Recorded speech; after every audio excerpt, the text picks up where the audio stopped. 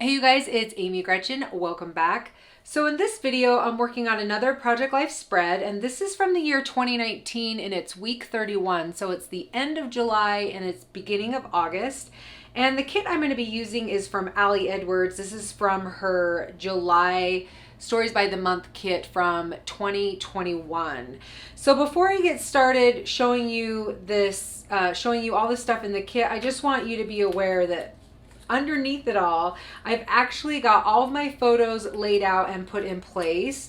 And that's because I don't know when, but oftentimes I will go to my computer when I have some time and I will print off a whole bunch of photos, stick them in the pockets so that they are ready for me to go when I'm ready to, just have a moment to put a spread together. And this actually saves a ton of time. So what you're going to see is this spread will probably not take me very long to do. It's mostly going to be putting down the embellishments and writing the journaling. But I just want you to see, if you don't have a lot of time to maybe complete an entire spread, you could just do it in stages where you can do the photos or you could do the journaling, and you can kind of do things in stages as you have time. I really love the idea of printing out the photos and just having it ready to go so that when I have time, I can just do it really quickly. All right, so let me just walk you through some of the stuff that came in the kit and then we will get started.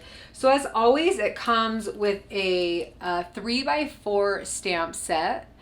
And I am just really partial to this stamp right here. I just really love what that looks like. I guess it's upside down. I'm a huge fan of monoprint, and this very much looks like monoprint. So I'm really big fan of that. And I love this stamp as well. Then of course we've got the chipboard set, and these are some fun shapes, some different shapes. Love that big today, July joys, and then it's fun to see some quotes in there as well. Then we've got some word phrase stickers. This is orange on white, as you can see. So definitely some summer themes. And then also, we've got July themes, 4th of July, things like that. And then we've got some corkboard, really large corkboard numbers. And I really love how large they are. And that one says summer. We've got relax, play, sunshine, and celebrate. So I'm thinking I may include these. We'll see. I'm not 100% sure, but we'll see about that. And then, you know what? I think I'll just go through these cards as I look through them and start the kit so you can see those cards as I go. But let's just get started and see how this one turns out. All right, so I'm going to put the cards in place, or look through the cards and see which ones I want to choose. I really love the Story by the Month kit, how they are definitely themed for the month. So there's a lot of July cards, but then I would say half of the cards are just kind of summer themed. And I feel like Ali does that with all of the Story by the Month kits, which are really great because this week in particular was the end of July and the beginning of August. And so I didn't really want to use a lot of July themed cards just because this incorporated more days in August, I feel like. So I chose to, set those aside, and I can use those for, prior weeks to this. So you can see that I ended up cutting down one of the 4x6 cards. I actually really liked this because it's hard to see, sorry about the lighting, but it had a list. And so I really wanted to be able to do some kind of bullet journaling lists.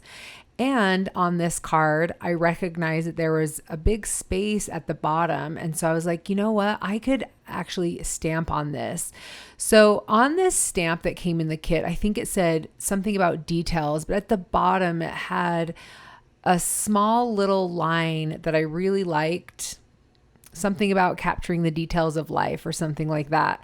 And I thought, you know what? I am going to cut out that stamp and just stamp that. There wasn't room for the whole stamp, but there was definitely room for that skinny little stamp. And the reason why I'm not afraid to cut up my stamps is because I know I will be able to, in the end, put them back together because they're made of polymer or something like that.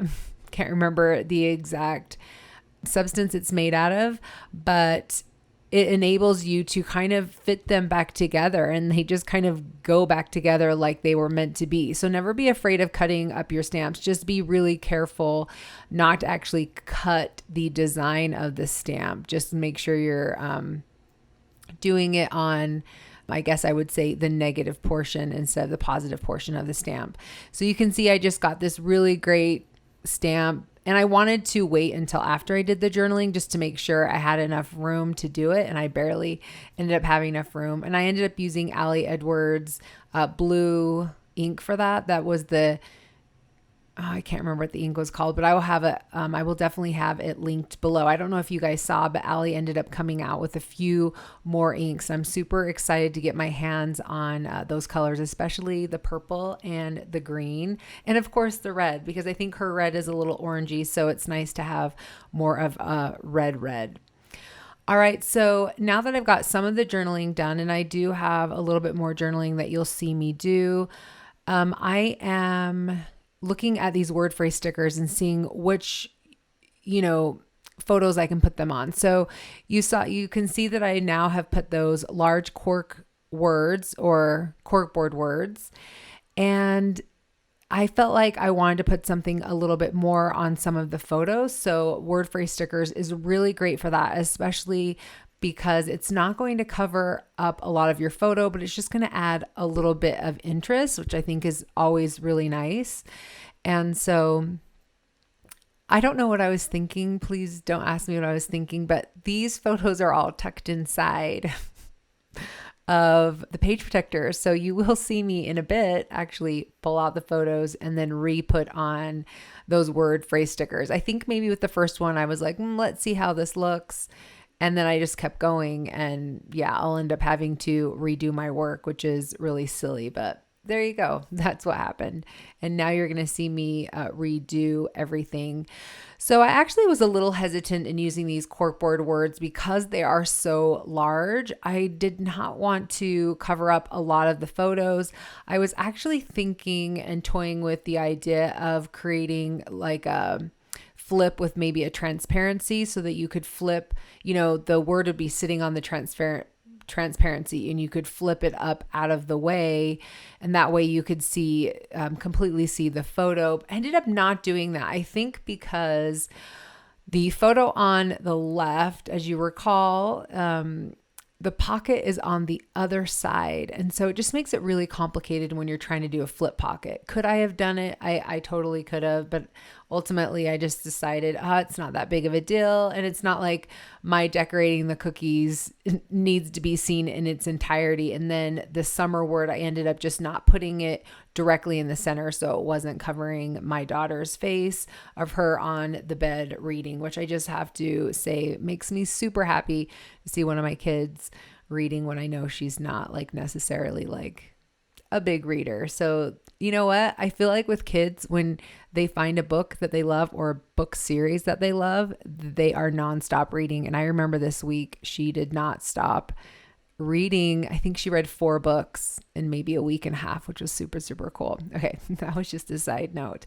All right. Now I'm working on the title page. This card also came in the kit. You probably noticed that. And I really love the dark blues in this kit. And I actually really love the dark blues and how it played off of all of the blues from the lake and the blues from the cheerleading outfits and everything like that. I just thought that it worked out really well.